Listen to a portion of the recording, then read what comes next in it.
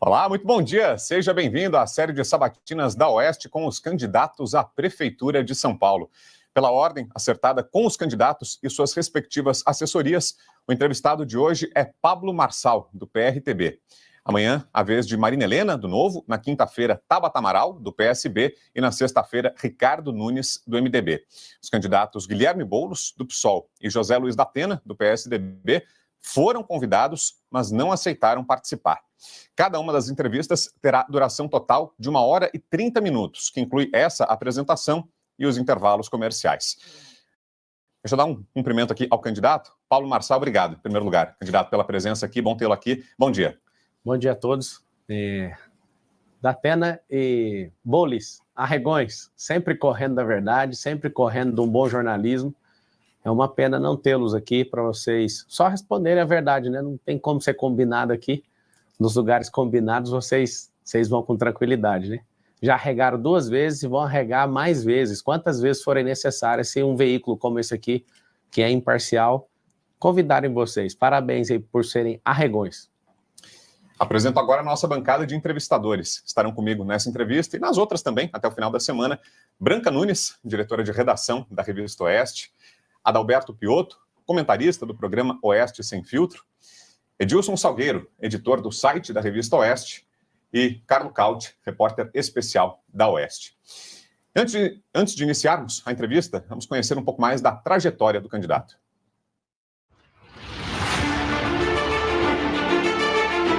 Nome: Pablo Marçal. Partido Renovador Trabalhista, PRTB. Pablo Henrique Costa Marçal nasceu em Goiânia em 18 de abril de 1987. Filho de um servidor público e uma empregada doméstica, teve uma infância pobre. Morou na periferia de Aparecida de Goiânia e, nessa época, viu seus amigos mais próximos se envolverem na criminalidade. Aos 18 anos, sofreu um processo do qual se declara inocente. Um capítulo de sua história que gera tristeza e arrependimento. Num vídeo produzido para as redes sociais e narrado em primeira pessoa, Marçal diz que não nega o passado e leva o aprendizado para a vida. Eu nunca neguei isso e eu aprendi com isso. Isso foi o maior aprendizado da minha vida. Para virar a página e ajudar a família que passava por dificuldades financeiras, conseguiu um emprego como atendente de call center. Na mesma empresa, rapidamente se destacou e sua trajetória foi cercada de promoções, passando pelos cargos de instrutor de treinamento, líder de RH e coordenador de operações, até alcançar o posto de executivo mais novo da empresa. Em 2010, formou-se em Direito e foi trabalhar em uma empresa familiar. Foi aí que, aos 27 anos, Pablo diz que chegou ao seu primeiro R$ 1 milhão e resolveu empreender no mundo das consultorias. Em seu primeiro contrato, passou a receber 4 vezes mais. Marçal, então, descobriu a aptidão para ensinar e ganhou destaque nas redes sociais. Criou e desenvolveu um programa de treinamento para quem busca inteligência emocional e prosperidade. Temas que também são abordados em suas palestras motivacionais. Pablo Marçal já publicou inúmeros livros, todos com foco na capacidade de identificar e lidar com as emoções e os sentimentos pessoais. Bem-sucedido no mundo dos negócios, em 2022, decidiu abraçar um novo desafio, a política. Foi candidato à presidência da República pelo Partido Republicano da Ordem Nacional, mas teve sua campanha cassada pelo Tribunal Superior Eleitoral. Decidiu então se candidatar a deputado federal, ganhando como um dos mais votados do Brasil, mas voltou a ser cassado e não assumiu o cargo. Neste ano de 2024, lançou sua candidatura à prefeitura da maior e mais rica cidade do país.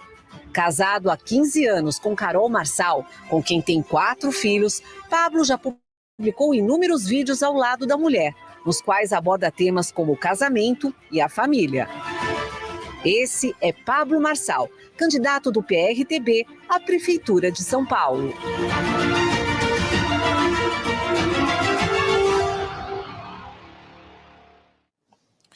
Antes de seguir, eu reforço que os convites seguem de pé aos demais candidatos que nós citamos aqui no início, Guilherme Boulos e José Luiz da Pena, que inicialmente recusaram os convites. Se reconsiderarem a decisão, também serão recebidos por nós aqui. Por enquanto, os outros 4 dos 6 primeiros colocados já têm as entrevistas marcadas, que serão iniciadas hoje, e o convite segue de pé, portanto, para Boulos e da Pena, caso revejam a sua posição.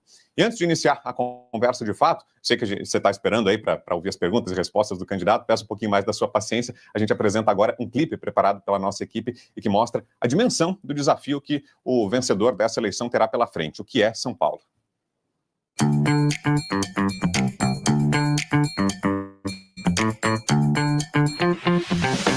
São mais de 11 milhões e 500 mil habitantes. Desses, cerca de 80 mil vivem em situação de rua e mais de 2 milhões em favelas, o que representa cerca de 11% da população, a maior do país. São mais de 6 milhões de automóveis circulando pelas ruas da cidade. Já o metrô de São Paulo, considerado um dos mais modernos e confortáveis do mundo, transporta 2,5 milhões de pessoas todos os dias. São 200 hospitais. Desses, 121 são municipais. A rede de ensino também é a mais extensa do país. São mais de 7 mil escolas. Dessas, cerca de 1.500 unidades são municipais. São Paulo ainda conta com 105 faculdades, 28 universidades e 23 centros de educação tecnológica. São Paulo é a 3ª maior cidade italiana do mundo, a maior cidade japonesa fora do Japão, a maior cidade portuguesa fora de Portugal, a maior cidade espanhola fora da Espanha. É a 3ª maior cidade libanesa fora do Líbano. São Paulo tem cerca de 673 mil árvores. Os principais rios da cidade são o Tietê e o Pinheiros. Mas tem muita água passando por baixo do asfalto, do cimento e do concreto.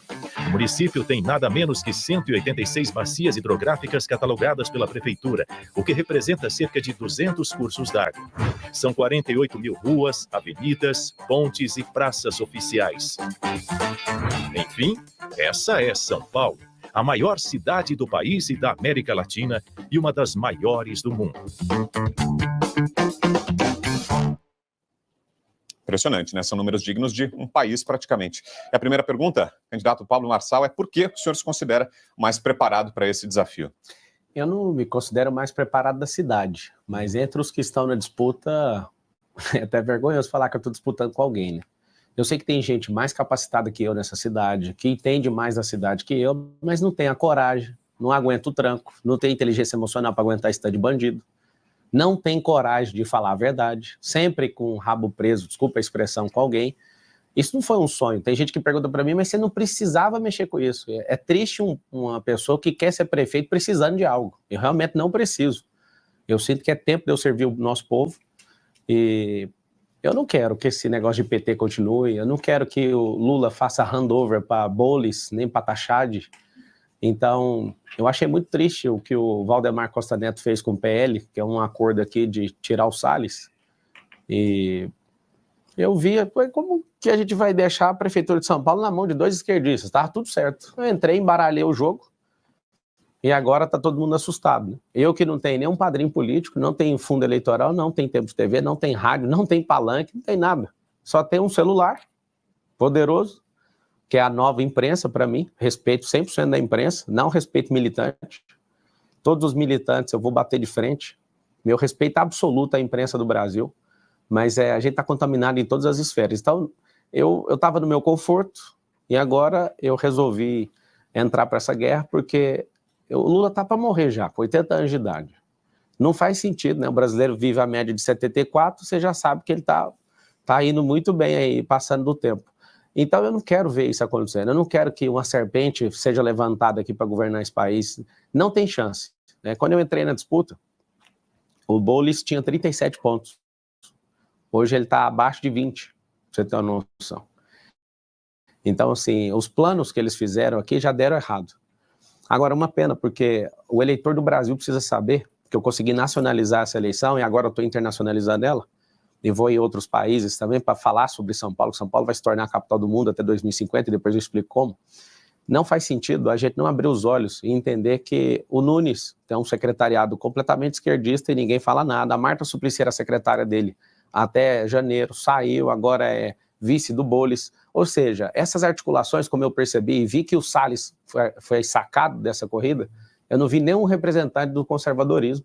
Sim. Eu vi uma pesquisa que aqui em São Paulo, 63% das pessoas se consideram conservadoras.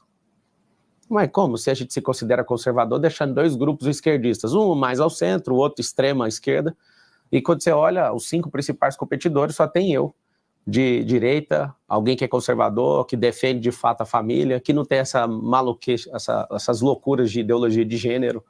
Esse tanto de coisa que a gente vai lutar aqui não faz sentido. Então, como eu não vi ninguém representando a gente, eu falei, eu vou ter que cair nessa aí, vou levar uma espetada muito forte, vai prejudicar as minhas empresas, vai acabar com a minha reputação, vai fazer o quê? Alguém tem que resolver o problema. Branca Nunes. Faz Bom um dia, M, Branca. faz um M, quem está assistindo. Sua pergunta. Bom dia, secretário. Tudo bem? Secretário? Candidato. Candidato. Porque eu estou fazendo a pergunta sobre o secretariado. Vamos lá. Eu queria saber, o senhor falou agora do secretariado do Ricardo Nunes, eu queria saber se o senhor já tem algum nome que vai fazer parte do seu secretariado. Como eu estou propondo uma política nova, eu não estou devendo cargo para ninguém. Não quis fazer coligação para não lotear a prefeitura. Né? Ano que vem vai ser o orçamento recorde da história de São Paulo, quase 120 bilhões. E você votando no 28, no dia 6 de outubro, que é o dia da vingança, você está votando em alguém que não deve nada para ninguém. O que nós vamos fazer? Eu vou chamar todos os partidos, eles vão fazer uma imersão comigo, vou voltar lá na Grécia Antiga explicando o que é democracia de verdade, despetizar a cabeça desse povo daqui de São Paulo, mostrar que a gente tem que servir o povo, que o povo é patrão no dia da eleição e cliente nos outros 1.460 dias. Os políticos, eles entram num processo de ludibriar a cabeça do eleitor com marketagem, e aí você vê, né, a marketagem faz o Boulos parecer alguém gente boa, alguém que até parece um homem honesto, alguém que defende família, defende tantas coisas que ele não defende, é assembleiano agora, foi para a igreja, tá tudo certo a vida dele, por causa do marqueteiro. Você vê esses caras de esquerda, tudo defendendo pautas que eles não acreditam. E aí tá o detalhe, eu não tenho ciúme de poder, eu sou uma pessoa 100% desapegada, mas para trabalhar comigo, para servir o povo, vai ter que ser alguém apaixonado em gente, vai ter que provar. Vou abrir para todos os partidos, mesmo não devendo nada para eles. Por quê? Porque ninguém governa um negócio desse tamanho sozinho. E eu não tenho a pretensão de fazer isso sozinho de forma nenhuma.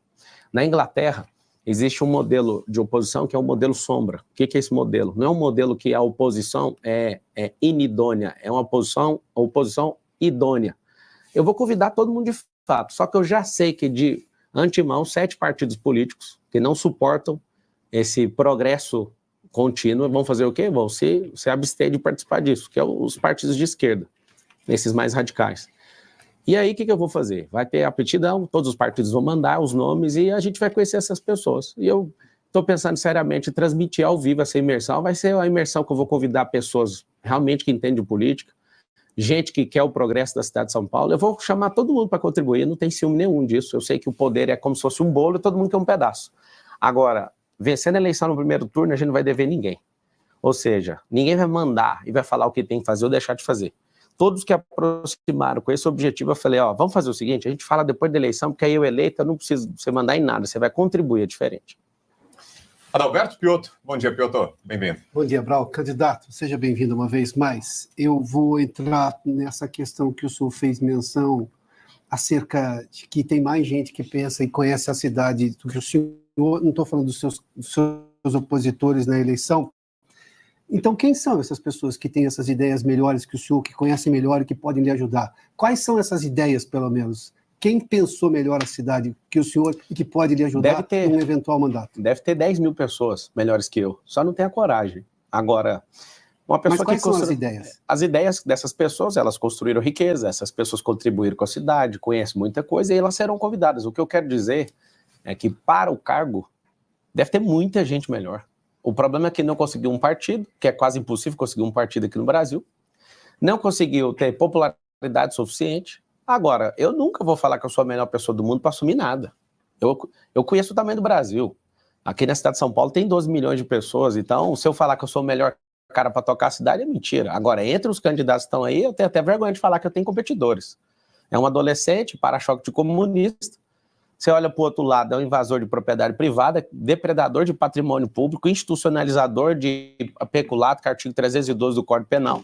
Você olha para um fanfarrão que fica brigando com o PCC pela televisão e é valentão e quebrou regra no debate para querer dar um tapa na minha cara, mas não foi homem suficiente. Você vê um nível completamente desqualificado. Agora, como eu sou alguém razoavelmente bom em recrutamento e seleção, eu vou abrir oportunidade para todo mundo participar disso. Eu vou selecionar pessoas muito bem selecionadas. Para você entender, na minha vida privada, não tem parente trabalhando em nenhuma empresa minha. Por que eu faço isso? Você imagina, se eu faço isso na minha vida privada, o que eu vou fazer no setor público? Não vai vir companheirada para cá. Eu acredito que a destruição da máquina pública está nesse excesso de companheiros, nesse excesso de gente que deve favor para os outros. E eu estou muito feliz de não ter aceitado coligações, estou muito feliz de ter uma chapa pura, estou muito feliz de não ter padrinho, estou muito feliz do jeito que está acontecendo. Tudo que me aconteceu até agora tem uma passagem bíblica que marca muito, que é: todas as coisas cooperam para o bem daqueles que amam a Deus e são chamados segundo o seu propósito. Agora, eu vou abrir esse processo seletivo. Tem muita gente, tem alguém que realmente tem servido bastante, que virou um grande conselheiro, é o Felipe Sabará, que foi secretário já da prefeitura, foi secretário do Tarcísio agora. Tem pessoas que se aproximaram, que eu tenho olhado com os olhos, né, com bastante benevolência para eles, mas nem eles, não prometi nada para ninguém. Eles estão contribuindo sem nenhuma promessa, que eles acreditam no projeto que a gente vai fazer diferente na cidade de São Paulo. Edilson Salgueiro, sua pergunta, Edilson, bom dia. Bom dia, Brown, os colegas.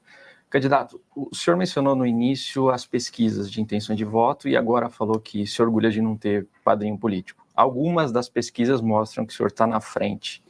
Então, como é que é liderar algumas dessas pesquisas sem o apoio formal do ex-presidente Jair Bolsonaro, que é um cabo eleitoral, o maior cabo eleitoral conservador? Olha, eu pensei que seria bem mais complicado. Só que o eleitor de direita, ele não se sente como o eleitor de esquerda que não pensa. O eleitor de esquerda, ele é ideológico. O eleitor de direita é por princípio. O que é isso? Ideologia é um telhado, princípio é um fundamento. E o eleitor de direita, ele é focado na liberdade, e a liberdade não tem dono. E o meu respeito absoluto ao presidente Bolsonaro, ao qual eu falo direto com ele. Ele troca muita mensagem pelo WhatsApp, ele sabe o respeito que eu tenho por ele. O fato dele ter preterido o Salles mostrou um sinal que ele não está nessa eleição de São Paulo. Ele ainda não se posicionou, apesar de ter o vice, né, que é o Melo, que para mim, na minha avaliação, conhecendo o Bolsonaro e conhecendo o enredo político aqui do estado de São Paulo, Bolsonaro tirou uma granada e tirou o pino e deu na mão do Ricardo. O Ricardo não sabe o que fazer com isso. Porque quando ele vai para alguns lugares, os populares cobram o Ricardo desse apoio do Bolsonaro. O Bolsonaro perdeu a eleição na cidade de São Paulo como presidente. O Tarcísio perdeu a eleição em São Paulo também como governador. E o que acontece? Eu tenho demonstrado aquilo que eu sou. Eu nunca vou fazer o que Joyce, Dória, Frota, essa turma maluca que traiu o Bolsonaro. Primeiro, eu não devo nada ao Bolsonaro. Ele não me fez absolutamente nada que eu tivesse que prestar conta para ele, para você entender. Eu servi ele. Eu ajudei 38 dias na campanha dele para presidente e eu lembro que eu não pedi um vídeo para ele. Eu fiz diversas estratégias, já mostrei para as pessoas como é que foi essa estratégia. Foi por pouco, 40 mil votos por estado que a gente não ganhou, porque acabou não rodando tráfego pago na conta dele. Como a gente já resolveu, não vou entrar no mérito mais, mas por algum integrante ali da família por conta de ciúme. O que acontece? Sendo bem ponderado em relação ao Bolsonaro, ele é o primeiro líder de direita que a gente tem, só que a direita, ela não quer ser taxada de propriedade de alguém. E eu não quero assumir essa propriedade, eu acredito que tem que levantar 1000 Bolsonaros, isso a esquerda pira ouvindo um negócio desse. A gente não pode depender de um homem, o único homem que a gente tem que depender é alguém que já morreu e ressuscitou e nos salvou, que é Cristo. Qualquer outro tem que ser nossos articuladores, suporte, tem que ser um escudo, tem que ser espada numa guerra. Então, assim, seria muito bom se o Bolsonaro fizesse? Seria. Mas como ele não está fazendo, e eu estou liderando a pesquisa sem TV, sem padrinho, sem coligação, sem dinheiro público, sem rádio, e com todos contra mim, isso está mostrando uma fúria da sociedade. Então vai acontecer uma vingança do povo. A vingança do povo vai ser no dia 6 de outubro. Escreve todo mundo aí na transmissão com 72 mil pessoas. A vingança é no dia 6. O povo vai vingar. Por que vai vingar? Porque se quiser continuar do jeito que está, vota no Bananinha, que não consegue mostrar perfil. Eu que entendo de gente, ele não tem perfil para prefeito. E eu vou te falar, se eu não tivesse essa disputa agora, o Boulos ia esmagar o Bananinha com a máquina federal, esmagar o Banana. Como eu vi que isso poderia acontecer, eu tive que parar o que eu estava fazendo para entrar nessa eleição de última hora. Não iria entrar nessa eleição. Então, terminando a resposta, o fato do presidente estar apoiando politicamente, não de coração, todo mundo sabe fazer essa leitura. E o meu extremo respeito ao Bolsonaro, defendi ele em todas as oportunidades, vou continuar defendendo até o último dia dele na vida política. E ele, mesmo me atacando, eu sei que às vezes o período eleitoral isso pode acontecer, quando acabar o período eleitoral, a gente vai todo mundo, Tarcísio, tentando levantar um defunto, que é o Nunes. Tarcísio está fazendo isso. Tarcísio, todos os dias, ele tenta levantar um defunto chamado Nunes. Não tem como. Eles já fizeram um visagismo no Nunes para ver se ele parece um cara da hora. Ele tá falando grosso agora. Ele ontem na Roda Viva foi espetacular com 9 mil pessoas na Roda Viva. Quando eu fui lá, acho que tinha 500 mil pessoas de pico. E ele com 9 mil pessoas rodando e conclamando os jornalistas. Eu vou até mostrar o jeito que foi. Vocês têm que me ajudar. O Marçal não vai sentar na cadeira de prefeito. Parecia um Minion ali. Ô, Banana, chegou o fim do seu governo. Você não tem nenhuma chance. Já acabou. Para de passar vergonha. Tá tocando 7 mil obras agora, por que não fez antes? Tá fazendo pra caramba pra cidade, né? Sem licitação, sem pedir desconto. Você acha que alguém é bobo? Eu vou te pôr na cadeia, porque eu vou fazer uma auditoria na prefeitura e ano que vem você vai pra cadeia. Tá bom, Banana? E no próximo debate no SBT, eu vou soltar uma no seu peito que você não vai conseguir mais nem olhar na minha cara, seu desonesto. Você vai ver como é que é tomar dinheiro das creches das crianças. Me espera. Se ano que vem você não tiver na cadeia, você muda meu nome. Pergunta agora é do Carlos Cauti. Bom dia, Cauti. Bom dia, Vitor Brown. Colegas, candidato, obrigado pela disponibilidade. Candidato, o senhor disse que vai ganhar a eleição sem dever cargo para ninguém, não vai ter nenhum partido que vai mandar no seu eventual mandato, mas o senhor vai ter que lidar com uma Câmara Municipal, e o seu partido não vai ter a maioria absoluta dos assentos da Câmara dos Vereadores. E o senhor está enfrentando hoje os outros candidatos dos maiores partidos de São Paulo que terão vereadores. Esses vereadores muito provavelmente serão hostis ao senhor. Como que o senhor pretende apresentar e aprovar projetos de lei pela Câmara Municipal sem ter esse apoio? A palavra que você usou provavelmente está errada. Sua probabilidade está errada porque eu vou eleger 37 vereadores. 7 vão ser do meu partido, os demais de outros partidos. Eu tenho transferido energia e autoridade para essas pessoas. Ninguém governa sozinho, já falei.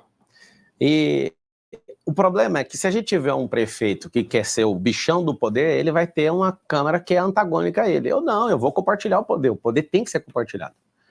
Por que eu falo isso? Eu vou conquistar, uma coisa boa que eu tenho é relacionamento, eu tenho humildade, eu sei conquistar as pessoas, eu sei que durante 1.460 dias eu vou ter que pegar o grupo de vereadores que joga bola e vou jogar com eles, eu acho que ninguém deve jogar golfe, porque no Brasil pouca gente joga, mas eu vou pegar o interesse de cada um, vou criar um CRM. Eu vou ter um CRM com os vereadores, com os deputados, inclusive, que senão eu não consigo aprovar junto com o governador do estado. A grande função de um prefeito é relacionamento, é saber dialogar. Eu vou dialogar, inclusive, com o Ministério Público, eu vou atrás de todo mundo e vou construir isso. Depois de eleito, dia 6 de outubro, eu espero que a vingança seja concluída nesse dia. Sabe o que vai acontecer? Nesse dia, eu já começo a ir atrás de todos os vereadores, você vai ver que eu vou cumprir isso aí. Vários vereadores estão vindo da base agora. Eles estão assim, meu Deus, será que vai, será que não vai? E a galera já começou a assumir, gente do Podemos, gente do MDB, inclusive, gente do União, começaram a sair da base, por quê? Porque sabe que se encostar em mim vai ser eleito. Estou muito tranquilo, para mim é a parte mais tranquila de todas. Perfeito. Para a gente fechar esse primeiro giro, além das perguntas de nós 5 aqui na bancada, temos um sexto entrevistador, que é o povo, são os eleitores. A nossa equipe foi às ruas e gravou algumas perguntas. A gente acompanha agora a primeira delas. Marçal, a sua ideia referente ao teleférico aqui em São Paulo, primeiramente, quantas pessoas caberiam nesse teleférico e quais regiões seriam afetadas ou beneficiadas por esse empreendimento? Carlos, será que tem como confirmar? Ô, Ana, nossa diretora, o nome dele estava coberto ali pela tarja, mas me pareceu Carlos, mas eu tô só adivinhando que eu vi as 3 últimas letras. É Carlos. Chegou a confirmação. Carlos, obrigado pela pergunta. A cápsula que pode carregar 3, 6, 8, até 12 pessoas, depende do investimento. E esse teleférico não é a solução de mobilidade para a cidade inteira. Esse é um cinturão de teleférico em 2 pontos. Nas periferias, para a gente levar investimento, transformar as periferias, né, as favelas, em pontos turísticos, gastronômicos, de empreendedorismo, pontos olímpicos, Porque toda vez que você ouvir favela, significa ausência do Estado, e não tem investimento. A gente tem que fazer liberação fundiária, que é liberar as escrituras ali, liberar o logradouro público, que a maioria das pessoas que moram nessas situações tem que buscar suas correspondências lá na entrada da favela.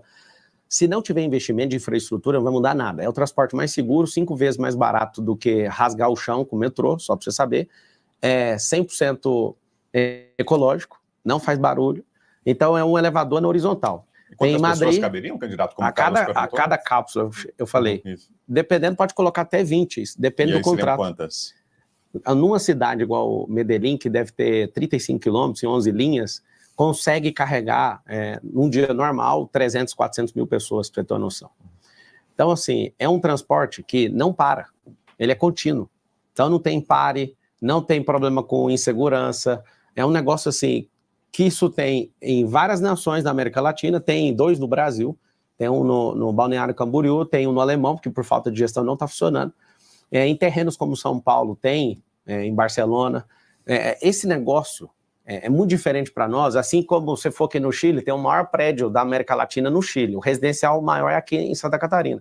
Só que as pessoas falam, não, por que o Brasil, que é tão poderoso, não tem o maior prédio, não tem esses tipos modais diferentes de transporte? Por que a gente não tem barco aqui em Pinheiros? Uma empresa privada deu conta de colocar por alguns dias, o Uber, fez 10 anos aqui na cidade, conseguiu colocar um barco a título promocional, por conta de comemoração dos 10 anos de Uber no Brasil. Por que a prefeitura não conseguiu fazer isso? Por que não deu isso numa PPP, que é a parceria público-privada?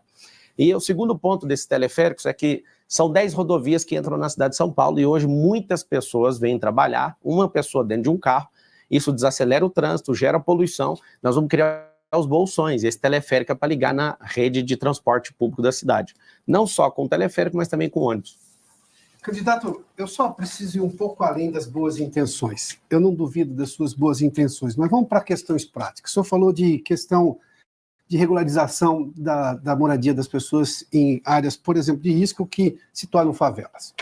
Uma das razões para o saneamento básico não ter avançado no Brasil é que chegava um prefeito e um governador, queria mandar a Sabesp aqui em São Paulo para fazer saneamento, chegava o Ministério Público e dizia assim, não, você não pode tirar essas pessoas. Aliás, você tem que tirar todo mundo, porque essa aí é uma área de manancial. Bom, não tinha solução, o Ministério Público travava a obra. Aí alguém vai dizer assim, não, mas eu vou lá e converso. No Brasil de hoje, se chegar no Supremo Tribunal Federal, um juiz vai lá e diz uma coisa e não tem ninguém que muda. Está se afrontando a Constituição e não tem ninguém que muda. Nós estamos vendo essa situação. Como é que eu consigo colocar uma boa ideia? E, obviamente, regularizar a situação das pessoas que moram lá é uma boa ideia, aliás, é necessário se fazer, sendo que não vai ser a Câmara Municipal, que o senhor vai ter que construir maioria, não vai ser o governo do Estado, que também tem um poder limitado, não será nem o governo federal, será, às vezes, um juiz que vai decidir o contrário do que o senhor pensa, do que o senhor quer e do que o senhor, em tese, aprovado para tornar, vai fazer nesse país. Essa é a realidade. Sejamos claros. E aí, como é que é? Com conversa o senhor vai conseguir resolver esse problema? Não é que o senhor seja breve na resposta, que eu preciso fazer intervalo na sequência. Tá bom. Tá, candidato. A gente volta nesse ponto depois. Tá bom. Você quer não, pode fazer, pode responder. A área. Não tem segredo, muito imóvel parado. Então, tem área que é de preservar, lá como prefeito, se você me der a caneta BIC, me dá a caneta BIC de prefeito. Aí o decreto, toma aqui essa área, vamos perguntar essa área e vamos levar essas famílias para lá. A área de preservação ambiental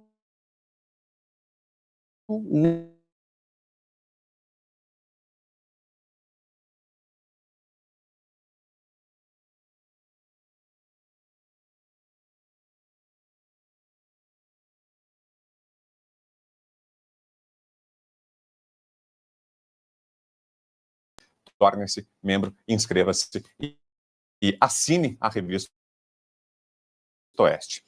Combinado? Vamos seguir aqui com a nossa conversa. Pablo Marçal, candidato do PRTB, é o nosso convidado de hoje, abrindo essa série de sabatinas.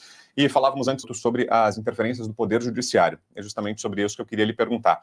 Sábado agora, dia 7 de setembro, o senhor esteve aqui no ato da Avenida Paulista, que tinha, entre uma das pautas, o impeachment do ministro do Supremo Tribunal Federal, Alexandre de Moraes.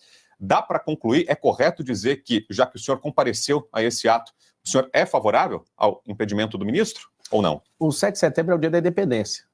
E aconteceu de forma vergonhosa, lá em Brasília, o Lula não tinha ninguém na rua, né? Pagou não, né? Deve forçar alguns servidores para participar ali naquela avenida e ficar gritando. Foi horrível o que você fez ali. Lula, você sabe que você não tem um povo. Ao contrário do Lula, o Bolsonaro estava com o povo. Eu deixei bem claro, né, que seria uma surpresa, porque eu estava em El Salvador, não daria para chegar no horário, eu me esforcei ao máximo, fiquei a noite inteira voando. E aí eu cheguei às 15 horas, saí correndo dentro do aeroporto de Guarulhos, peguei um helicóptero, pousei na Paulista, fui correndo 5 quadras, infelizmente cheguei com o Bolsonaro falando obrigado. Nós temos mais de 200 anos de independência, mas não estamos independentes de comunistas, de ladrão, de ideologia de gênero, de abortistas, de gente erotizando criança na escola, de abusos do poder judiciário. Nós temos mais de 15 mil juízes nesse país e a gente tem uma parcela assustadora de juízes que estão comprometidos com causas e militâncias. A Corte Suprema está politizada e agora o candidato à Prefeitura de São Paulo não vai emitir opinião. Quem vai emitir opinião é o jurista Pablo Marçal. A Corte do Supremo Tribunal Federal precisa colocar um pé no freio e parar com essa politização que foi construída nesses últimos anos. Então, eu sou a favor de toda investigação contra qualquer ato. Nunca me coloquei contra isso. Eu sou um jurista e a minha posição é muito simples. Qualquer ato do Alexandre de Moraes e qualquer outro ministro do Supremo Tribunal Federal tem que ser apurado e investigado. E acabou. Agora, quem tem a competência para julgar isso é o Senado Federal, que eu vi que o Pacheco recebeu isso ontem. Agora, ele tem que ser homem para tocar isso. Eu duvido que ele, com tanto comprometimento que ele tem pessoal na vida dele, que eu acho que ele depende muito do favor do judiciário, eu duvido que ele vai fazer isso. Então é simples, eu fui lá para prestigiar, sim, nós somos um só povo, eu tô com vocês, eu fiquei assustado ali na Paulista, do tanto de gente que tava usando o boné do M, eu nem ganhei, já tô gerando renda pro povo, tanto de gente que vendeu ali boné, quero dar os parabéns para você que é empreendedor, tá de parabéns. Infelizmente, não deixaram eu subir no caminhão, não cobrei, tá? Não cobrei de ninguém o fato de não ter subido. Só que na hora que eu sou impedido de subir, a única coisa que eu precisava fazer é, ou eu podia ir embora, ou eu podia ir para os braços do povo. E aí eu fiquei mais assustado do que qualquer carreata que eu já fui. Eu subi no guarda-rei e não acreditei vendo aquele tanto de gente fazendo o M. Então, o Malafaia que não gostou, eu te peço perdão. Se eu falasse que iria e não conseguisse chegar a tempo, eu seria um arregão. Eu fui. Infelizmente, como alguém estava vindo lá da América Central, chegou no obrigado do Bolsonaro. Eu lamento, queria ter chegado antes, subiria no caminhão como combinado, não falaria, porque nenhum outro candidato poderia falar, não ia nem acenar para o povo, mas eu entendo. Te peço perdão, Silas, porque você organizou, tem colocado a sua cara para bater, você sabe o respeito que eu tenho por você, mas aqui em São Paulo já está resolvido, ajuda o Ramagem do Rio de Janeiro para a gente não perder a eleição aí com o Ramagem, hein, que senão vai dar primeiro turno para o Paz. Branca. Candidato, queria falar de propostas para São Paulo. O senhor passou a maior parte da sua vida acadêmica em escolas públicas, sim, certo? Eu queria saber quais são as maiores carências nas escolas municipais de São Paulo, sim, e as propostas do senhor para tornar o ensino público melhor. Primeira coisa, tem que ter ensino integral, tá isso. As famílias mais pobres não têm com quem deixar seus filhos, e isso prejudica, inclusive, a formação do cidadão. Pra você ter uma noção. E a gente tem dinheiro, a gente investe mais de 25 bilhões de reais em educação na cidade de São Paulo. Não falta dinheiro. Tem excesso de companheirada, burocratização, falta de gestão, tem um tanto de coisa que come esse dinheiro. Provavelmente é por esse caminho. Segunda coisa, a gente tem que alfabetizar as crianças, que esse incompetente desse bananinha não dá conta de fazer isso. São Paulo era para ser a maior potência da educação no país. Está perdendo para o Paraná, está perdendo para Santa Catarina, está perdendo para Goiás, está perdendo para outros estados, sendo que aqui é a maior potência. Então a gente tem que recuperar a posição da cidade de São Paulo e colocá-la em primeiro no IDEB. Precisamos de alfabetizar as crianças. 38% delas só 38% delas estão sendo alfabetizadas. Aqui na cidade de São Paulo, a gente está tratando criança como adulto e adulto como criança. É chocante. Que é a diferença de andragogia e pedagogia. Pedagogia é ensino lúdico para criança, e andragogia é ensino para adulto. E a gente está com um despreparo absurdo desse poder público de hoje, esse futuro ex-prefeito, esse vereador que foi tacado nessa cadeira, um incompetente, ele faz de tudo para que essas crianças só tenham uma ocupação e não uma evolução. Outra coisa que a gente tem que fazer é começar a escolarizar as crianças num período mais cedo, retardo cognitivo. O processo de construção cognitiva vai até os 7 anos de idade. Se você não alfabetiza uma criança até os 7 anos de idade, você tem um prejuízo absurdo. Aí você vai para a favela, a maioria das crianças tem problema nutricional, aí tem problema de alfabetização, a criança fica jogada. O que a gente vai ter da sociedade? Depois vai querer matar aos 18, porque essa pessoa está indo para o mundo do crime. Como é que você cobra de alguém aquilo que você não investiu? Então, o que nós vamos fazer na escola na cidade de São Paulo? Nós vamos ensinar inteligência emocional, porque nosso país tem mais homicídio do que em países em guerra. Nós vamos ensinar as profissões do futuro, porque nos próximos 15, 20 anos, o que é que vai acontecer? Nós teremos uma perda de mais de 300 profissões do passado. Então tem que ensinar essas profissões. Nós ensinaremos tecnologia. Tem uma empresa no Japão sozinha que tem mais patente do que o povo brasileiro inteiro. Nós não somos um povo que cria, nem inventa, nem faz nada. Isso é um absurdo. Nós não temos a nossa marca de computador, a gente não tem o nosso próprio carro brasileiro, a gente não faz nada, inclusive. E aquilo que a gente criou aqui, que é a Embraer, depois os Estados Unidos compra e leva embora. É o nosso perfil, isso vai mudar a partir da escola pública.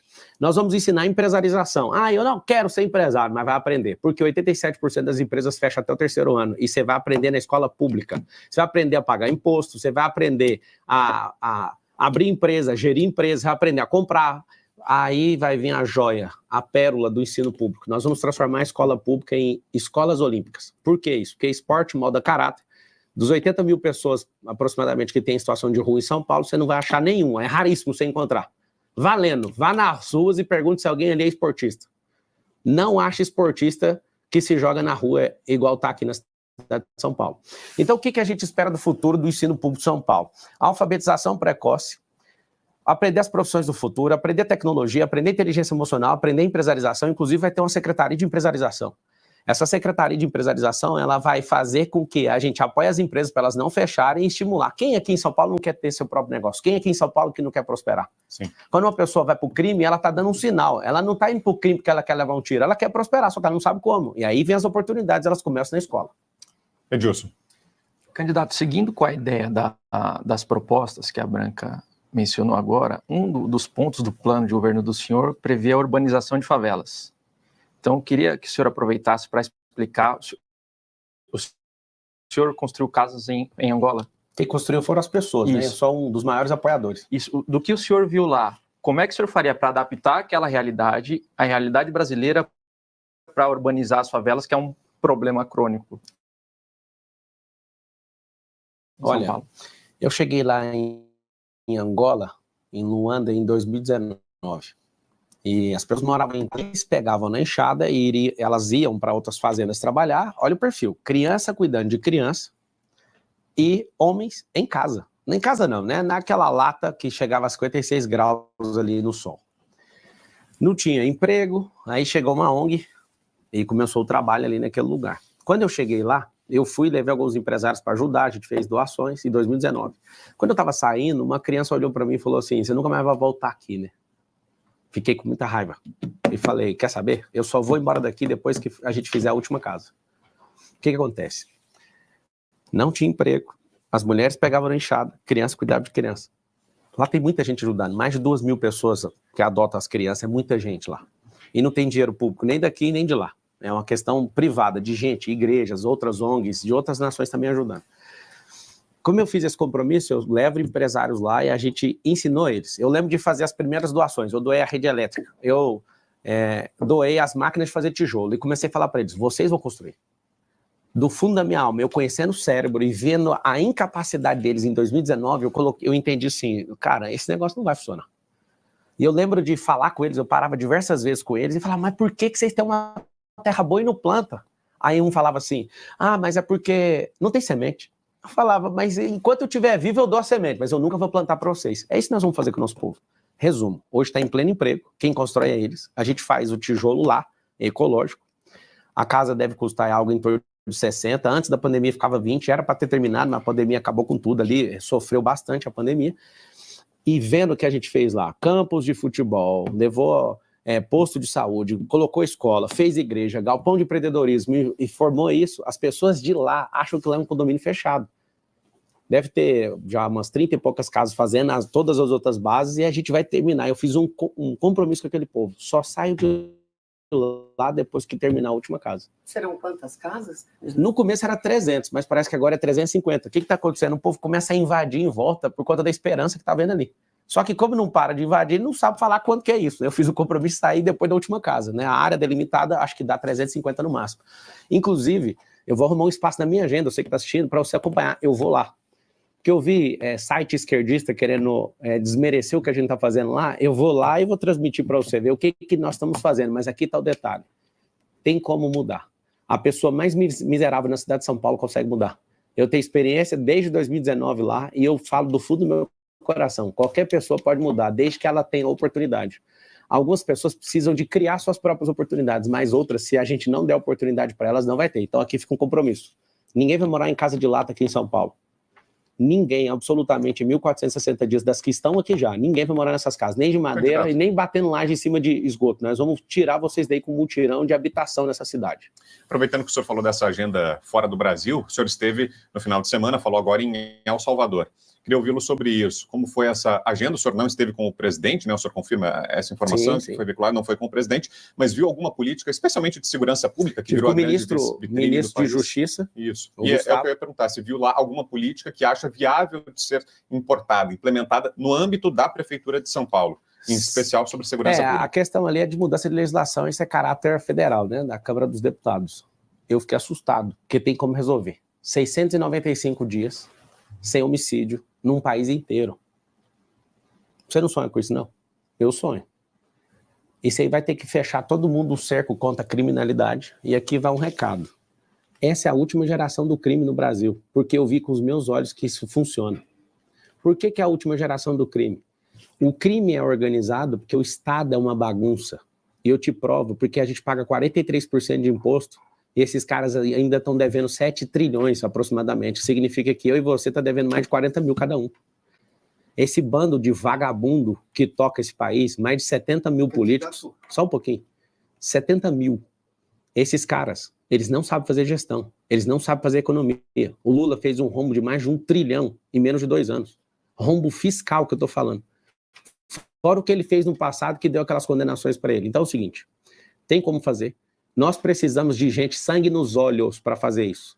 Precisamos de gente que tem austeridade, que tira essas... Eu vou fazer em 18 semanas, escreve o que eu estou te falando. Nós vamos tirar 447 mil pessoas da fila de exame e 192 mil dessa fila de cirurgia. Vai virar o caos, mas eu vou dedicar minha vida para você não ter que ficar necrosando e esperando cirurgia. Que é o que esse governo de hoje, esse prefeito banana, não dá conta de fazer. Fez asfalto daqui até no Acre, segundo palavras dele, mas não conseguiu resolver seu problema aí que você está precisando de uma cirurgia. Você conta comigo que você não vai morrer em fila de hospital. Piotr. O senhor falou do sonho, vamos falar do pesadelo, então? Porque nós temos um pesadelo hoje. E o senhor sabe, o senhor falou que sou jurista. Como jurista, o senhor acha que o ministro Luiz Roberto Barroso deveria cancelar a portaria do então presidente Toffoli, que criou o inquérito do fim do mundo? Essa alcunha foi dada pelo ex-ministro Mello. Porque esse país está sob o inquérito do fim do mundo. E todo aquele monte de inquéritos que veio. Eu vou contar uma coisa para o senhor rapidamente. Eu nunca vi tanto político dizer que tinha medo de falar, apesar de eles terem, inclusive, um artigo constitucional que, além da liberdade de expressão, que é para todos nós, no artigo 5º, como o senhor sabe, eles têm o artigo 53, artigo 5º, inciso 4. Que dá, inclusive, inviolabilidade por quaisquer votos e opiniões. Mas tem uma realidade. Essa é a realidade. Eu entendo o seu voluntarismo, é admirável, todo candidato tem isso. Eu cubro eleição há muito tempo. Mas eu tenho uma realidade hoje que nada passa pelo Supremo. Nada sai se não passar pelo Supremo. Vou dar um exemplo. Morador de rua, aqui a prefeitura não pode remover de forma compulsória, porque é uma decisão do ministro Alexandre de Moraes que foi referendada pelo Pleno. O governo acho que tem 120 dias para encontrar uma solução. Uma decisão do Supremo que nunca se meteu nesse assunto, que diz respeito a uma ação que o prefeito tem que tomar. Como é que o senhor vai lidar com isso? Primeiramente, como jurista, eu preciso de uma opinião técnica do senhor. O senhor acha que o ministro Barroso deveria revogar aquela portaria do Toffoli que criou todo esse absurdo jurídico que nós estamos vivendo? Na verdade, o que a gente precisa é ter celeridade no judiciário, porque a grande tática que eu vejo do sistema judiciário hoje é prender as pessoas em inquéritos para usar isso para calar elas. Isso não é do Supremo, isso é de todo o judiciário. Eu não tenho nenhum medo de falar isso. Quando eu vejo que pessoas estão se posicionando, você pode pesquisar, tem um inquérito. Esse inquérito é uma barganha, isso é uma vergonha. Não só tem que colocar prazo final, mas precisa de dar celeridade. Duas coisas. Você pediu minha opinião de jurista. Sim. Minha opinião de jurista tem que ter prazo todo inquérito. Tinha que ter o prazo final. Se não tiver... Sempre teve. Então, mas não tem. Isso, ou seja, então tem que invalidar o inquérito. O que está acontecendo? Está acontecendo vários... É minha opinião jurídica. Está acontecendo vários atos nulos por não colocar fim num processo. Não existe um processo... É preciso tirar um ministro que abusa de autoridade, então, se você precisa, tem que fazer o quê? Tem que fazer o instrumento. Não é o preciso, o país precisa. Então, chegou na mão de quem ontem? Do Pacheco, está na mão dele. Agora ele tem que ser homem para fazer o que os deputados estão falando. Mas eu posso começar pelo Barroso, ele pode simplesmente revogar essa portaria. Então você tem o número dele? Vamos ligar para ele. Eu tenho aqui, vou achar o número dele rapidinho e vou ligar para ele. Vamos ligar agora, o que o senhor acha? Vamos pegar o número dele. O que isso vai mudar com o candidato à prefeitura mandar revogar? Você está no inquérito também? Não estou no inquérito. E também, se eu tivesse, não é o problema. A questão vamos lá. Você pediu minha opinião, eu dei. Eu preciso das questões práticas. A questão prática é isso. Eu tenho uma decisão do Supremo que interfere, por exemplo, na rua de São Paulo. Agora vamos para a segunda pergunta, então, que a primeira já foi respondida. Isso é uma questão, você já viu minha opinião, você pediu ela técnica. Sim. Agora vamos para a questão da cidade. A média para você tirar uma pessoa da rua é 7 vezes. Uma entrevista com abordagem, são 3 cenários. É rua, abrigo e emprego. Vou à Arca do Filho, 3.500 pessoas da situação de rua e deu emprego. Tem uma lei aqui no estado de São Paulo sobre agricultura familiar que a gente tem que ter um percentual mínimo né, de pessoas que fazem a merenda escolar do estado de São Paulo. E a gente tem essas terras para isso e a gente precisa continuar nesse progresso que o Felipe Sabará começou aí, tanto na prefeitura como no governo do estado. E é por isso que ele está comigo. Se você chegar numa pessoa na situação de rua agora e falar, vamos sair? Não quero. 2, não vai, ou seja, a média é 7. Então a gente tem que ter um voluntariado absurdo, tem que ter pessoas para fazer isso. Hoje, a gente deve gastar um pouco mais de 2 bilhões com esse assistencialismo de vamos tirar pessoas da rua, só que hoje tem ONGs, tipo a Cracó Resiste, que não quer tirar as pessoas da rua e recebe dinheiro público. Você imagina o que eu vou fazer no 1º de janeiro de 2025. Quem tiver contra o povo sair da rua, eu já vou cortar o recurso no primeiro dia. A gente gasta R$1 bilhão por ano para tirar as pessoas da rua. Você vê o tanto que o bananinha incompetente só tem aumentado. O que eles estão fazendo? Espalhando a Cracolândia em 17 pontos. Tem 17 focos de Cracolândia na cidade de São Paulo. E o maior problema da Cracolândia não é o crack, é o álcool. A Alcolândia. O povo está usando dos abrigos para dormir e acorda no outro dia, porque você não pode entrar e ficar saindo. Você tem que ir lá, dormir, acordar no outro dia. Aí você sai, vai lá, arruma, bebe, enche a cara, dorme de novo. Nós vamos de responsabilizar cidades que estão mandando mendigos para cá. Nós precisamos de ter mais paciência para tirar essas pessoas da rua. Eu tive na porta da Sé, da catedral, eu conversei com 2, um dos que eu conversei, puxou 11 anos de cadeia e estava lá, e eu falando para ele, eu sou a sociedade, eu te perdoo, vamos mudar. Não vamos para o abrigo, cara, vamos para o abrigo, trocando ideia. Ele, peraí que eu vou falar com a minha namorada. Ele foi, usuário de crack esse. Não vou não. Aí o Sabará estava comigo e falou, cara, você tá vendo?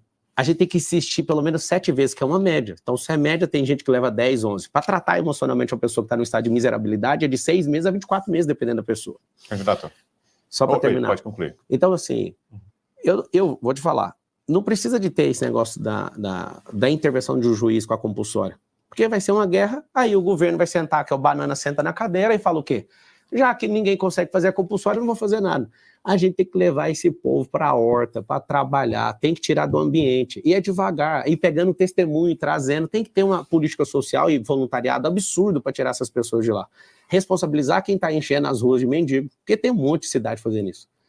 Tem 645. Essa responsabilização, claro, é pelo Ministério Público. É claro, o Ministério Público tem que saber disso. A gente tem que vigiar essa chegada. De onde você está vindo?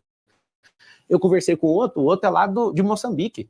Falei, mas por que você tá aqui? Ah, porque eu perdi o passaporte. Cara, pega aqui, vamos resolver o problema. O cara tá na rua, o cara é de Moçambique. Eu vi esse cara, inclusive eu filmei.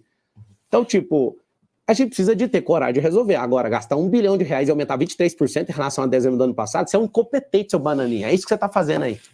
Mais uma do Caute e depois tem outra das ruas. Candidato, voltando a falar de casas, plano diretor aqui em São Paulo foi mudado durante a gestão Haddad, proibiram basicamente a construção de prédios com estacionamentos, obrigaram a construir. Nunca já gastou 5 bilhões, não termina. Segundo o Tarcísio, vai terminar no final de 2026, eu espero. Vou ajudar ele nisso aí. O que acontece? Como tem esse anel do lado de fora de 177 quilômetros, eu quero fazer um areal, que eu chamo isso de amortecedor de fluxo. São 38 cidades em volta da cidade de São Paulo, e essas cidades elas estão entrando no centro expandido. e cria esse caos de 7 milhões de carros, gerando essa poluição, essa lentidão, e inclusive mudando a questão da paz mental das pessoas, porque não adianta, você fica perturbado mentalmente. Essa área do lado de fora, que é a capilarização, eu quero fazer um cinturão de empresas, e essas empresas, nós vamos dar benefício fiscal para essas empresas que tiverem 80% dos seus funcionários morando no mesmo bairro. Para quê? Para ajudar na reurbanização da cidade. E a gente, nesse amortecedor de fluxo, verticalizar, gabaritar, é o nome que tem no mercado imobiliário. Nós vamos gabaritar essa área para subir os prédios. Se você for em cidades que tem subúrbios nos Estados Unidos, existem grandes avenidas que levam os bairros para fora, e rodovias cortando a cidade, rodovias. Nossa cidade não foi planejada para ter esse tanto de gente. Então, o que a gente tem que fazer? Ao invés de adensar a área no centro expandido, a gente tem que trocar isso para fora. Porque se eu oferecer emprego nesse cinturão, que é onde nós vamos criar 2 milhões de empregos em 1.460 dias, que esse é o projeto da empresarização, não fechar, só para você saber, a maior parte das empresas que fecham até o 2º ano é por conta de despesa fixa. E a gente, tendo esse tanto de imóvel, podendo ajustar e ajudar o empreendedor, abrindo empresa e não fechando, porque o problema do brasileiro não é falta de abertura de empresa, é fechar a empresa de forma precoce. Nós vamos criar esse cinturão e essas empresas, para ter os benefícios, tem que ter esses moradores próximos. Então vai ser uma revolução, não só de moradia, mas de emprego. Emprego vai diminuir a criminalidade, emprego na onde a pessoa mora. Você que mora na periferia, pensa você acordar, pegar uma bicicleta e já chegou na empresa, ou então ir a pé para a empresa. Poxa, quem que não quer um sonho desse? Você vai perto da sua casa, sem ter que ficar arrastando esse metrô, sem ter que entrar nesse ônibus. Nós vamos continuar investindo em tudo isso, mas pensa comigo, essa é a oportunidade.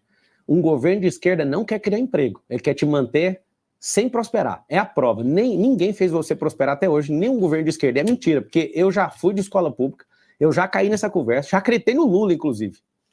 Eu já fui de partido de esquerda, porque eu não consegui entrar em nenhum. Esse povo é tudo mentiroso, esse povo não serve para nada. E faz um M aí, e é 28. Mais uma das ruas, vamos ver. Pablo Marçal, eu gostaria de saber de fato como ocorre essa relação do presidente do seu partido, do PRTB, o Avalanche, com o PCC. Isso existe? Como você explica isso? Laís, é o nome dela? Isso. Laís, obrigado pela pergunta. O Avalanche está processando todos os jornalistas que pegaram no pé dele em relação a isso. Pelo que eu conheci ele agora, quando eu entrei nesse partido. Eu entrei nesse partido no último dia, que eu acabei saindo por tirarem a palavra que eu iria ser candidato pelo DC, eu acabei entrando no PRTB. Eu acredito no contraditório, na ampla defesa, e espero que seja verdade a defesa do Avalanche, e eu deixo bem claro, a Avalanche não vai ter cargo na prefeitura, ninguém do meu partido, não tem ninguém que eu curvei para falar alguma coisa sobre prometer algo por estar aqui. Mas eu agradeço o Avalanche, porque ele é o único cara que conseguiu segurar essa candidatura no peito. E obrigado, viu? E se tiver alguma ligação, que seja apurada e que ele responda. Eu não tenho nem político, nem amigo, nem ninguém de estimação que eu vou defender se essa pessoa estiver errada, e que ela pague. A gente faz agora o nosso último intervalo comercial com 130 mil espectadores aqui nos acompanhando. E peço a você que está aqui com a gente que vá curtindo, compartilhando o nosso link. A parada é rápida. A gente já volta para o nosso último bloco da Sabatina com Pablo Marçal, candidato do PRTB à Prefeitura de São Paulo. Até já.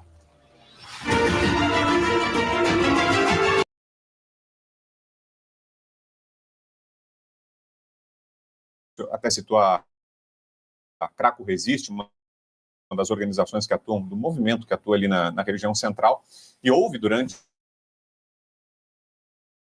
essa última gestão do Ricardo, um movimento para a CPI que investigaria algumas dessas organizações, CPI que ficou muito conhecida pelo padre Júlio Lancelotti, que virou um emblema dessas organizações, ela acabou não saindo do papel. Pergunto ao senhor, se eleito, o senhor pretende apoiar essa iniciativa, que é encabeçada, inclusive, por um grande aliado do senhor, candidato a vereador, o Rubinho Nunes. O senhor pretende, se eleito, dar o seu apoio enquanto prefeito à CPI das ONGs e do padre Júlio? É claro, você imagina, se você na cidade de São Paulo sabe que R$1 bilhão está sendo destinado, não faz sentido. O padre lança leite, ele sabe que ele fica usando aquilo ali para politicagem. Então, assim, você sabe o que é R$1 bilhão? Eu já faço a resposta agora. Olha o que é você dar a chance para um inútil governar uma cidade que tem um orçamento de 120 bilhões de reais. 1 milhão em segundos significa 11 dias. Você liga o cronômetro, para dar 1 milhão em segundos leva 11 dias. E 1 bilhão em segundos, 31 anos em segundos. Só pra você entender a dimensão, a escala e a exponencialidade da diferença de 11 dias para 32 anos, aproximadamente. que significa isso? A gente gasta esse tanto de dinheiro por ano e aumentou 23% das... E está aumentando, ou seja, você está investindo para ter mais morador de rua e pôr esse bando de ONG para fazer graça aqui. Em nome de quê? A troco de quê? Você vai ter seu familiar de volta na sua casa, essa pessoa que está em situação de rua, a maior parte são homens, eles vão para um trabalho, nós vamos dar uma vida digna para ele e você vai receber seu familiar de volta. Vai demorar um pouquinho, mas nós vamos fazer isso. E se o STF barrar, candidato? Se o STF for lá... Tem que pegar o avião, sentar lá, tem 11 ministros, olha, até vocês sugerem. Assim como é que você chama? Adalberto. O Adalberto falou, mas o Estado tem 120 dias, então apresentou a solução. Não apresentou? Vamos voltar, então. Não temos solução. Porque qualquer um não ia deixar. Agora é uma democracia. Democracia é tripartida. É tripartida, mas o auxiliar da justiça, que está lá no artigo 133. Candidato, conversar não resolve, tem que fazer. Então, tem que fazer. Não, mas tem que conversar com o ministro que dá a decisão democrática. Tem que ir lá, mas tem que ir. E a dele vale sobre qualquer outra decisão. E tem que ir Todo lá. O sistema político foi completamente vilipendiado por decisões do Supremo Tribunal Federal. Porque um Congresso Nacional não está assumindo o papel dele, aí faz o quê? Dá o poder de legislar para o STF. O sistema tripartido de poder é um sistema de freios e contrapesos. Sim. Se tiver uma pessoa maluca na presidência, você já desregulou o sistema de freio e contrapeso. Se você tem um Congresso Nacional que é enrolado até o pescoço, na figura dos presidentes, inclusive, vocês fiquem de olho na troca da presidência agora. Vai trocar a presidência do Senado e da Câmara dos Deputados. Quem é essa pessoa? Fique de olho, porque essa é a decisão que o povo tem que ficar assistindo. Só para você entender, a Dilma Rousseff, ela tomou mais de 50 processos de impeachment e todos foram engavetados. Mas no dia que ela arrumou uma briga com o Eduardo Cunha, ela caiu. E a discussão dos dois para saber quem era o mais idiota, qual era a discussão? Vamos ver quem cai primeiro. Os dois caíram, os dois. Deixa eu te ensinar uma coisa, você que é povo. Abra seus olhos na troca de presidência das duas casas legislativas agora. E eu vou valendo o que você quiser. Todo mundo que está cotado para assumir a presidência, tanto do Senado como da Câmara dos Deputados, está enrolado até o pescoço com processos judiciais. Você acha que tem algum louco megalomaníaco no Supremo que está se achando acima do Brasil de Então, tudo? como o sistema de freio contra peso está fazendo isso, a corte assumiu uma postura, e eu vou repetir, ela precisa voltar e deixar de ser politizada, porque não é uma corte que é política. E tem que abrir mão dessa legislação. A legislação, o poder de legislar é do Congresso Nacional. Tem que levantar caras como o Nicolas, como o Cleitinho, que é lá o senador da República. Para quê? Para pegar eles de volta. Briga enquanto é tempo, porque o Senado está se curvando e a presidência hoje está se curvando para isso. Mas eles estavam aqui em cima do caminhão, que é a solução que você tem hoje. Ótimo, só que só tem 1, 2, 3, 4, 5, nós precisamos, são 513 deputados e 81 senadores. Você não acha que esse era o momento de estar em cima desse caminhão? O caminhão não resolve é lá no parlamento. Mas eu tenho que fazer alguma Se manifestação. tivesse 100 milhões de pessoas na rua, a viagem para, por exemplo, a El Salvador. Isso aí, eu estou numa campanha política. Eu não tenho que fazer isso, eu não sei o que você está pegando nisso, só que o detalhe. Não, eu estou pegando a realidade brasileira. Você tem que ir lá para a porta do parlamento agora. Você que está pedindo isso. Não, eu estou te falando. Não, prefeito. A solução está no parlamento. O prefeito da cidade é da cidade. Não, vamos lá não, já estamos voltando. Presta atenção. Não, deixa eu responder. Seguinte, a pressão aconteceu dia 7. Primeiro? Deixa eu terminar a resposta. Tá bom, então vai lá. Vamos lá. Eu vou lhe dar esse tempo. Vamos lá. Obrigado por você ter me dado esse tempo. Nossa, que bom que você me deu tempo. Eu já estava com tempo. Não, mas eu estava fazendo a pergunta. Não, você está atrapalhando a resposta. Aí não vai ter tempo para nada se a gente ficar nessa. Então, deixa eu terminar. Então vamos lá. Você... Não, eu já estou à vontade. É o seguinte, só um pouquinho. Eu tenho hoje um poder que está sobre os outros. O que acontece? Nós precisamos, se é isso que você está querendo fazer, a gente tem que ir lá para o parlamento hoje. Agora. Hoje é que dia? Não tá agindo. É terça-feira? Hoje é terça? Terça-feira. Então é lá, o expediente dos deputados tem que marcar e pôr pressão lá. Sim. É só isso. Está na mão deles. Quem tem competência para fazer isso não é um jornalista, não é um candidato a prefeito. Você não entendeu isso até agora. É o parlamento. O parlamento está tão fraco que está precisando de um jornalista cobrar um candidato à prefeitura para resolver um problema. Candidato. O parlamento está fraco. O parlamento precisa de força. Para quê? Convoque as pessoas na porta do parlamento. São 513 deputados. E aqui vai um recado. Parlamentares, políticos e ministros do Supremo Tribunal Federal só tem medo do povo. Ninguém afina para nada, nem para cadeia, nem para nenhum tipo de ameaça, mas o povo. Se vocês realmente querem fazer isso, tem que ir para a porta do parlamento e pôr pressão naqueles 513 deputados, que o parlamento já baixou a cervical faz muito tempo. Sim. É aí que está a verdade. Acho que está respondido, né? Vamos com a Branca, por favor. Duas das maiores preocupações na cidade, além da segurança, claro, é saúde e educação. O senhor falou da educação e também disse que pretende zerar a fila dos exames com relação à saúde. Eu queria saber como fazer isso e também outros projetos nessa área. Vamos lá, para zerar isso. Se a gente tivesse numa pandemia, o que a gente ia fazer? A gente ia abrir hospital de campanha. A gente iria pedir o Conselho Regional de Medicina ou nacional para fazer a liberação da telemedicina, como foi na pandemia. A gente está com quase 500 mil pessoas na fila. E se ela não fizer a cirurgia, ela vai necrosar. Isso para mim é uma pandemia a nível municipal. Tem muita gente, estive no Hospital da Criança e do Adolescente, eu vi gente da Venezuela, gente da Bolívia, e a gente pode receber todo mundo, só tem um detalhe. Por que a gente não fechou parceria com outros hospitais? Por que a gente não faz mutirão? Por que a gente não faz hospitais provisórios para zerar isso? Tem o dinheiro, mas falta disposição. Quando eu fiz o compromisso não é igual ao do Boulos, que fala que vai zerar, colocando nome bonitinho na popa. Não. É em 18 semanas que nós vamos fazer. Primeiro compromisso meu é salvar a gente. Primeira coisa que nós vamos fazer. Os exames, a fila de liberar o teleatendimento, que foi feito por período de pandemia, eu vou conseguir isso. Em nome do povo, nós vamos conseguir isso. Nós precisamos de mutirões, eu vou convocar um mutirão e nós vamos pagar com o dinheiro da prefeitura de médicos de fora para resolver e zerar isso.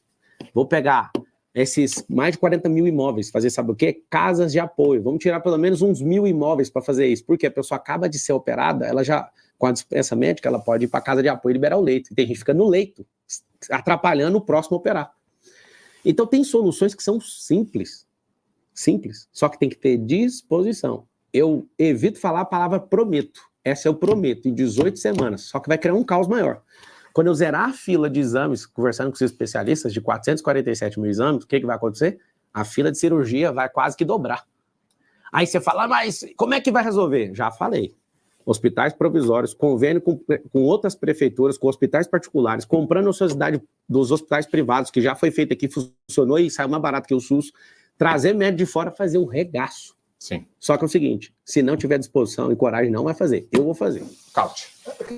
Você falou que tem dinheiro, mas na verdade a Prefeitura de São Paulo tem um rombo de 7,5 bi do ano passado. O senhor, inclusive falando de segurança pública, o senhor quer triplicar o efetivo da Guarda Municipal. Hoje a Prefeitura de São Paulo está super inchada de funcionários, tem mais de 100 mil funcionários, ou seja, 1 a cada 5, a cada 6, se o seu programa for implementado, será membro da Guarda Municipal. O senhor vai achar o dinheiro onde? O senhor não acha que... O senhor vai fazer o quê? Vai demitir parte daqueles que já estão no efetivo? Vai inchar ainda mais o número de funcionários municipais? Tem a Previdência também? Sim. Como o senhor pretende? Depois de sentar com o ministro do Bukele, com o ministro Gustavo, o ministro da Justiça, essa câmera aqui? Isso. Depois de sentar com o ministro, eu assumo que vou trocar essa posição.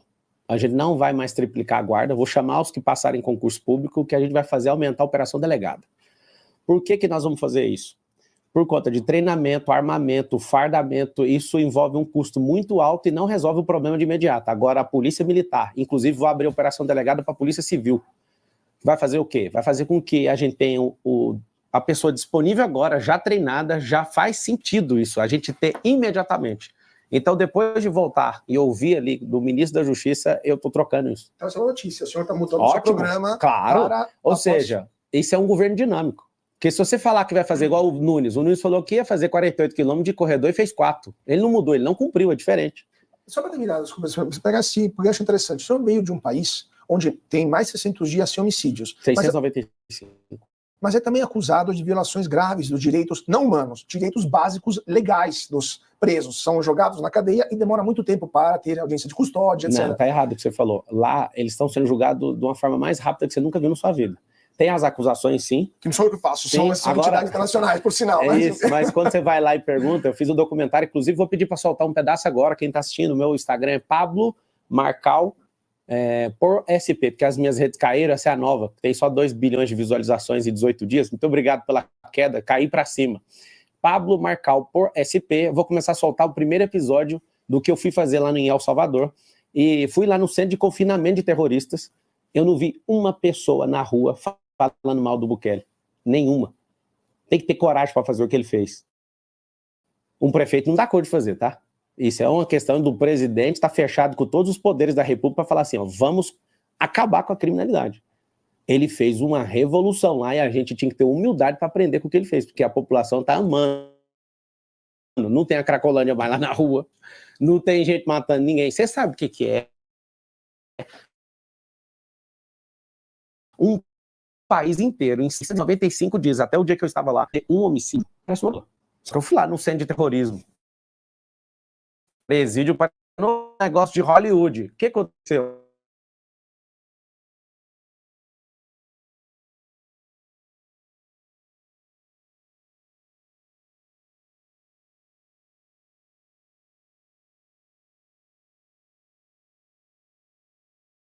Lula, por exemplo, é um cara que foi punido e despunido. Tá tudo certo. Tá aí na presidência da República.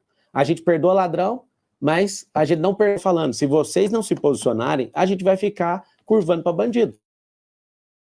Aí você vai ver um cara que é envolvido com o PCC igual o Ricardo Nunes falar que eu tenho alguma ligação. Eu nunca vi esse povo na minha vida, nem sei quem é esse povo. Mais uma do Edilson. No segundo bloco, o Felipe Salles, secretário de Assistência Social do Governo do Estado, feito deixar o Tarcísio e o Bolsonaro. Se fosse eu, você iria. Então, nossos parentes estão lá. Vamos. Rapaz, foi muito bonito. É ali eu conheci o Sabará. Aeronaves, a gente ficou em posição por 33 dias. O governo federal não estava lá. Ninguém estava fazendo o que a gente estava fazendo. Só o povo. Quando eu falo ninguém, é de quem deveria. Para mim, existe uma falência múltipla. Se não for o povo pelo povo, não vai ter jeito. A minha indignação aumentou ainda mais. Aí, quando eu vi essa oportunidade, eu falei assim, aqui em São Paulo, a gente vai deixar a esquerdista tocar? Aí eu pensei, do jeito que eu tratei o Rio Grande do Sul, com essa força, parando todas as minhas coisas, eu vou parar tudo e vou ajudar São Paulo. Foi ali. Então, o Sabará, você é o cara, irmão, obrigado. Você já foi alertado por todos, pra você sair da política, você é um cara que me dá esperança e saber que dá pra mudar e você vai ser prefeito de São Paulo. Escreve o que eu tô te falando. Eu vou treinar você pra isso, você tá me ensinando muito, mas eu vou treinar você naquilo que eu já te falei que precisa. Um beijo no seu coração, obrigado por você acreditar em mim, Felipe Sabará. Mais uma pergunta das ruas, vamos ver. Candidato Pablo Marçal, eu gostaria de saber que se o senhor ganhar a eleição, o que o senhor vai fazer para nós que trabalhamos na rua, os chamados camelôs, porque eu trabalho na Paulista e sou abordada várias vezes por policiais, que eu sei que é um trabalho deles, mas é porque esse é o meu emprego, do meu esposo, da minha filha, e de muitos outros pais, trabalhadores, mães, que trabalham aqui, não é tirar daqui, você vai nos manter aqui com segurança. Aqui, de cá? Isso. Ana Lúcia, obrigado pela pergunta, você é vendedor. Eu também sou vendedor. Irregularidade dos vendedores ambulantes, são vendedores urbanos. Eu aprendi isso lá na Feira da Madrugada, nós vamos regularizar isso e vai ter os locais específicos. Por quê? Porque a prefeitura hoje finge que isso não existe. E não faz sentido, por exemplo, eu tenho um aluno meu de um programa que trabalha na Feira da Madrugada, ele falou para mim, tá gravado, ele falou, eu faturo 600 mil reais e quero pagar imposto, mas eu tenho que sair correndo daqui porque todo mundo finge que a gente não existe. Me ajuda, eu fiz um compromisso com ele. Fiz o compromisso com os líderes da Feira da Madrugada e nós não vamos nem usar o nome ambulante, sabe por quê? Porque é um empreendedor urbano, só que a gente precisa regularizar isso. Conte comigo para isso e vai ter locais, só para você entender, regularização e vai ter locais para isso. Não pode ser uma forma desordenada. Por exemplo, candidato, alguns desses locais, a Paulista, por exemplo, onde ela está trabalhando, vai continuar sendo? Então, é o seguinte, tem grandes comércios aqui na cidade de São Paulo, ruas, lugares onde as pessoas têm um custo fixo muito alto. Agora, nós vamos achar esses locais, igual no Brás. Uma das coisas que mais movimenta o Brás é a Feira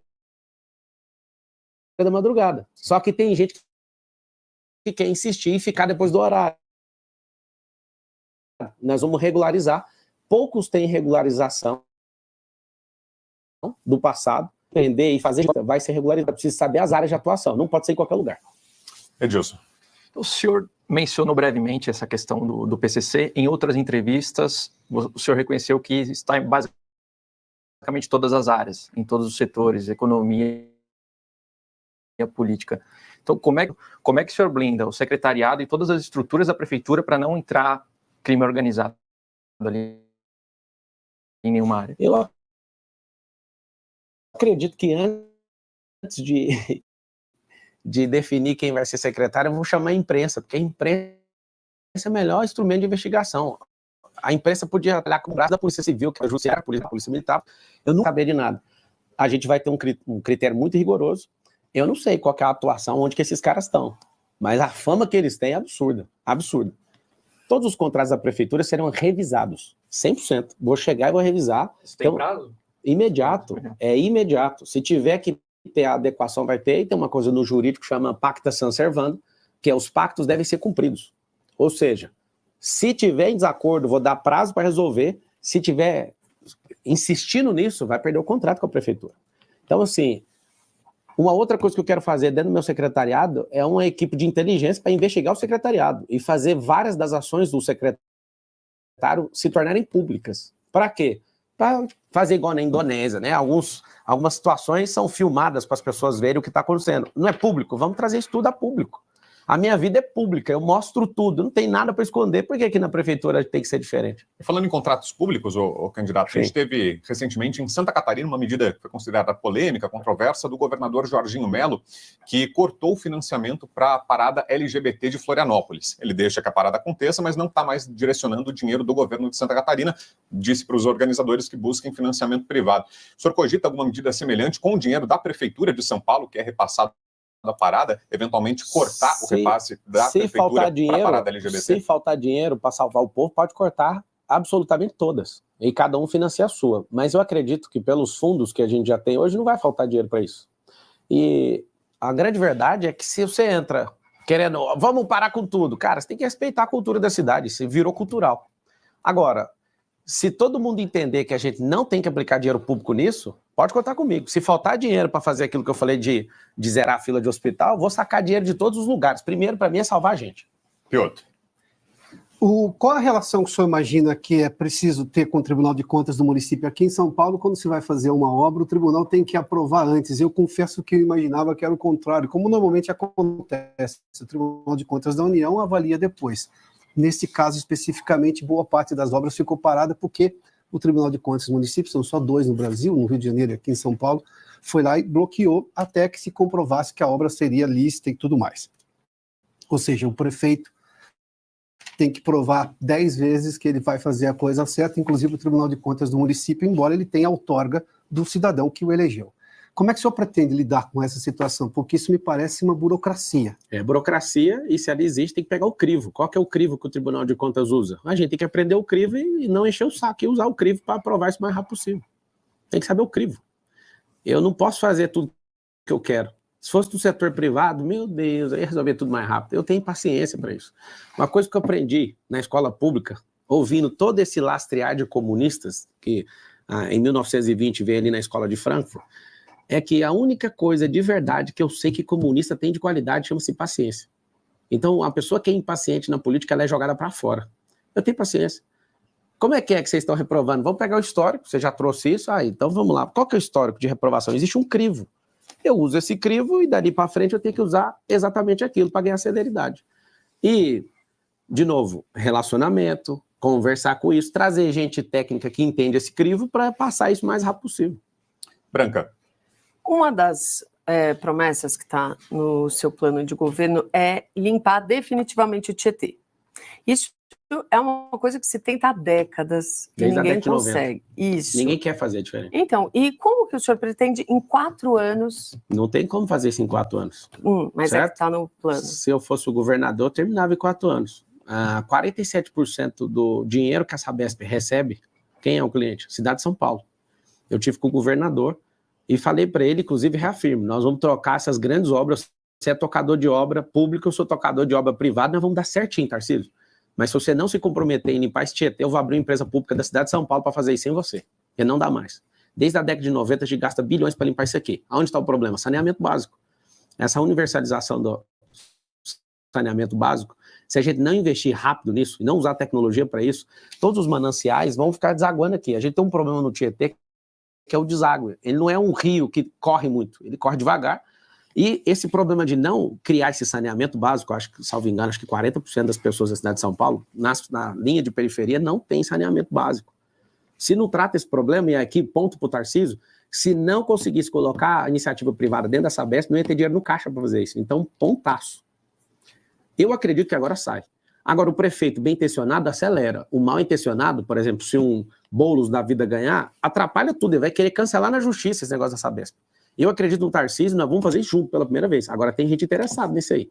Tem contratos infinitos com essas balsas que ficam limpando isso aí. É coisa que pode custar a vida de alguém. Vamos parar por aqui, porque a gente já vai resolver mesmo. Eu, Tarcísio, se Deus quiser, revertendo a inelegibilidade do Bolsonaro, a tríplice coroa em 2026. Bolsonaro, presidente, Tarcísio, governador, Marçal, prefeito de São Paulo. Aí você vai ver isso aqui andar. Você, Cauti. Candidato, eu queria perguntar sobre o trânsito, de novo, a questão dos motoboys, dos entregadores, porque são pessoas que querem prosperar, são pessoas que acham na entrega de produtos um jeito de ganhar mais dinheiro, inclusive de outras profissões, mas ao mesmo tempo eles são muitos deles se envolvem em acidentes no trânsito, então eles acabam atrapalhando, de fato, o trânsito, mesmo querendo trabalhar, de fato. Tem uma questão de barulho também, muitos deles têm motos que não são regulares, então tem um problema também, questões urbanas mesmo, e muitas pessoas, muitos bandidos se disfarçam de motoboy para praticar assaltos e ou tráfico de drogas. Como que o senhor pretende regulamentar? Já há faixa azul, já há algumas regulamentações. O senhor pretende intervir na questão dos motoboys em São Paulo, aumentando a regulamentação, reduzindo a regulamentação? O que o senhor acha dessa questão? A questão do assalto, mais de 80% conversando com pessoas da segurança pública é de gente na garupa, né? Tipo, o entregador com gente na garupa. Como a gente vai fazer um anticrime aqui em São Paulo, valendo a partir do dia 1º de janeiro de 2025, inclusive nas pesquisas aí com os motocas, quem está liderando? O Pablo Marçal. Os motocas, estamos juntos. É o seguinte, tem que separar esse grupo que usa essa motocicleta para criminalidade. Como que faz? Usando análise preditiva, usando câmera inteligente, a gente realmente vai fazer um pente fino nisso. É porque a pessoa tem moto. Não, comportamento. O cara trabalha fazendo entrega. Mas peraí, depois das 18 horas você está fazendo entrega com um parceiro atrás? O Rappi contratou vocês dois? O Uber contratou dois? Não. Então a gente vai ter um pente fino nisso. E se a gente... Pente fino como seria com a GCM, abordagens? A operação delegada, que a gente vai estender para civil, que eu deixei claro aqui, com... captura da placa, porque você já sabe, né? Se a maioria das pessoas que querem cometer um crime, o que ela faz? Ela rouba uma moto para depois fazer isso. Então, a gente vai fechar um cerco, vai ser um anticrime que vai acontecer aqui em São Paulo. Você vai ficar assustado com o que o xerife vai fazer. Inclusive, o Boulos não vai poder nem andar aqui, senão vai ser preso. Falando em problemas com a justiça, candidato, o senhor teme que a sua candidatura ainda seja barrada? Agora, faltando menos de um mês para a eleição, ainda há ações dos adversários tentando impugnar a candidatura do senhor. O senhor tem esse receio ou não? Está tranquilo de que até o dia 6 de outubro o senhor continuará candidato? O único temor que eu tenho não é de ninguém a não ser Deus. Estou em paz todo dia. Sobre os adversários tentarem entrar com ações todo o tempo, quem tenta não consegue. Agora... os meus advogados têm falado que nunca numa campanha alguém foi interpelado judicialmente igual eu. Por que esse desespero? Por que tomar minhas redes sociais? Tá aqui, ó. Não sei se dá para ver. Tem 400 mil pessoas assistindo isso aqui. Até mais, hein? Acho que 450. Não sei se dá para ver aqui, ó, uma conta de 18 dias com 2 bi. Não sei se dá para dar um foco aí, ó. Com 2 bilhões de visualizações. Tentaram me derrubar, eu caí para cima. 2 bi, eu nunca vi isso aqui na minha vida inteira. O senhor está sofrendo também muitas direito de resposta nas suas redes sociais. Já várias vezes eu vi o Boulos aparecendo na sua... Invasor, vazou, vai invadir o Instagram. No caso, ele recebeu uma ordem judicial. Mas é invasor. Como o senhor explica isso? Porque assim, foram várias decisões contrárias ao senhor. Não tem problema nenhum. Pode invadir aí, já que você não tem audiência, eu te dou um pouquinho de audiência. Comedor de açúcar. Dá tempo de uma última das ruas, Ana, ou já passo para o candidato fazer as considerações finais? A gente está com o tempo quase esgotado, dá tempo sim. Vamos lá, vamos ver, e daí a gente encerra. Pablo Marçal, eu gostaria de saber, o senhor sendo eleito, o que o senhor faria pela nossa tão sofrida classe de taxista de São Paulo? José. Senhor José, taxista, seguinte, não vai pagar multa andando no corredor vazio, você vai ter insufilme para vocês não ficarem pegando um câncer de pele aí, tá bom? É o seguinte, e nós vamos pegar esse aplicativo que não funciona e fazer um aplicativo de verdade. Para quê? Para todo mundo usar e vocês ganharem. A última coisa que eu vou fazer para vocês, vou lutar até o fim para todos vocês poderem ter aquela rendinha com aquela propaganda em cima do carro de vocês. Conta comigo nos táxis, onde você entrar aí, ó, na cidade de São Paulo. É Marçal, eu preciso da ajuda de vocês, que é vocês que viram voto, hein? Um beijo para vocês e tamo junto. E vamos meter isso filme nesses carros, tudo, eu vou ajudar vocês a pôr nesse negócio. Candidato, nosso tempo está quase esgotado, temos mais 1 minuto que eu vou repassar ao senhor para suas considerações finais e desde já agradeço pela presença, pela aceitação do convite, por ter estado aqui com a gente e o tempo é seu. 1 minuto. Cidade de São Paulo é o seguinte, a gente tem a oportunidade de dar um salto para o futuro, todos vocês estão assistindo, inclusive os que não gostam de mim, você não precisa gostar de mim, você precisa só me dar uma chance, eu mereço uma chance, vou te falar por quê. Porque da onde eu saí, para onde eu cheguei, é muito mais difícil do que fazer tudo que eu estou falando na cidade de São Paulo. Quero agradecer a Oeste, né, pela nobreza na entrevista. Eu não afino para pergunta a ninguém, eu não tenho conchavo com ninguém, e eu quero te falar uma coisa. Hoje você viu mais propostas do que qualquer outro lugar. Quero dar os parabéns para vocês. Eu gosto de baixaria também, porque eu já fui pobre gosto de baixaria. Eu estou em qualquer jogo que você quiser. Só que a grande verdade é, existe o dia da vingança no dia 6 de outubro. Vocês têm a chance de ter uma pessoa que é esforçada, alguém que é verdadeiro, alguém que não arrega, alguém que não nega o que fez. Eu sou uma pessoa que você não vai me ver errando 2 vezes na mesma coisa. Então quero pedir seu voto no 28. Você que é fora de São Paulo, você pode ajudar pedindo voto aqui. Vocês podem vir nos últimos dias também, vamos fazer uma invasão aqui na cidade de São Paulo, sabe de quê? De gente do bem, para entrar na cabeça de stand comunista e tirar essa mentira dessa esperança que nunca vai vir. Você não vai morar em casa de lata, você não vai ficar em... Pela presença, mais uma vez, pela entrevista. Boa tarde. Tamo junto.